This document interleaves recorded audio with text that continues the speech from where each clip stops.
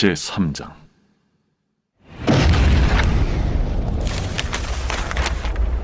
사대교회 사자에게 편지하라.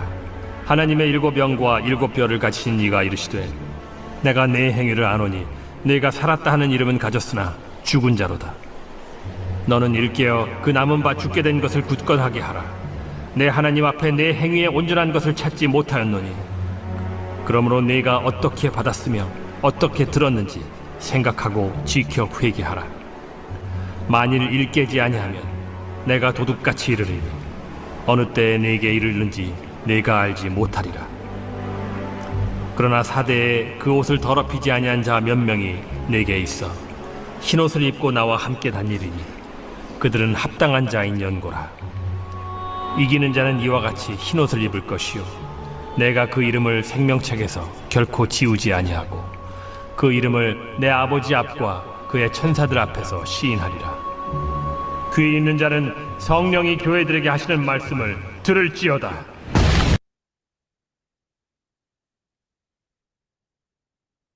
네, 오늘 본문 말씀은 사대교회에게 주는 말씀입니다. 예수님께서 사대교회를 책망하셨습니다. 칭찬은 하지 않았습니다. 요한계시록에 나오는 7개 중에서 가장 나쁜 교회가 사대교회입니다. 모든 교회들이 책망을 받았지만 칭찬도 있었습니다.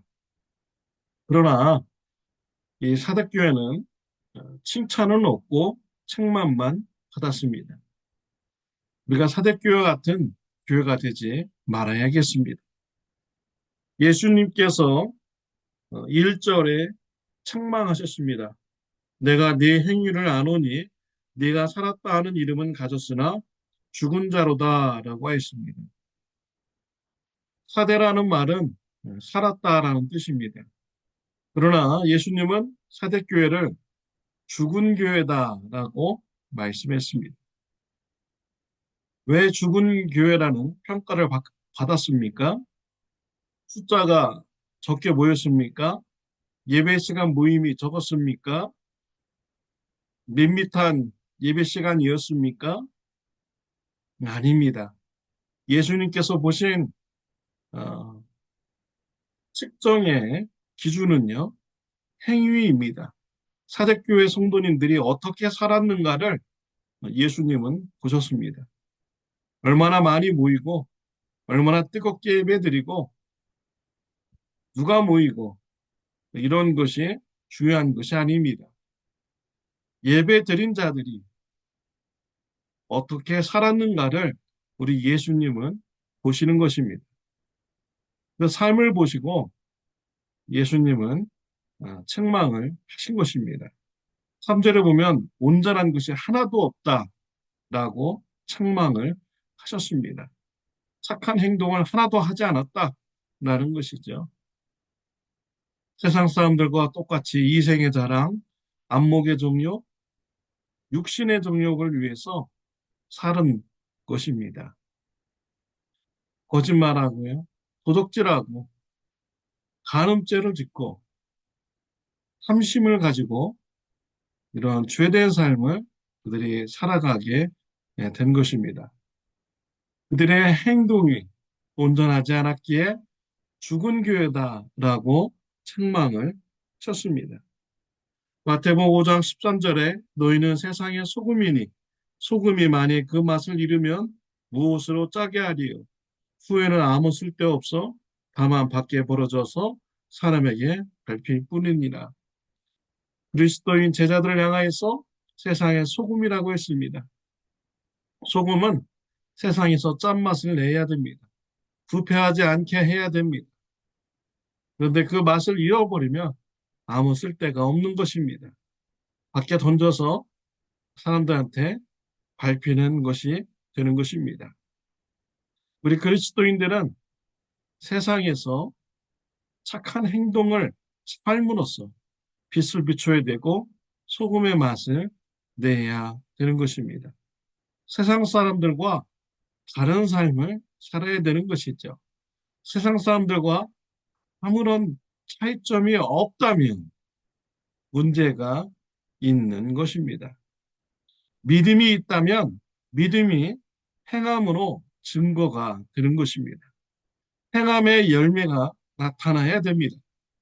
믿음이 있다고 하면서 착한 행동이 나오지 않는다면 그것은 죽은 믿음인 것입니다. 야고보서 2장 26절에 영혼 없는 몸이 죽은 것 같이 행함이 없는 믿음은 죽은 것이니라 라고 했습니다. 믿음이 있다면 반드시 삶으로 증거가 되는 것이죠.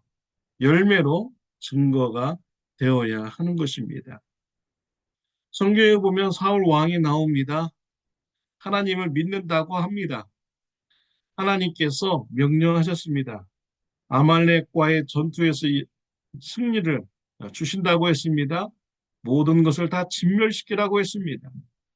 사울 왕은 말씀대로 전쟁에서 승리를 가지게 됩니다. 사울 왕은 순종하지 않았습니다. 불순종하였습니다. 살찐 송아지를 남겨놓았습니다. 하나님께서 하라는데 불순종한 것이죠. 사무엘 선지자가 와서 책망을 하였습니다. 사무엘상 15장 22절에 순종이 제사보다 낫고 듣는 것이 수양의 기름보다 나으니라고 하였습니다. 순종이 제사보다 낫다라고 말씀을 하신 것입니다. 예배드리는 것보다 순종하는 삶이 우리 하나님께서 기뻐하시는 것입니다. 영적으로 깨어서 온전한 삶을 사려고 하는 자가 있습니다. 구약 성경에 보면 요셉입니다. 요셉은 노예로 살아갔습니다. 주인의 부인이 요셉을 유혹하였습니다. 그러나 요셉은 그 성적 유혹에 넘어가지 않았습니다.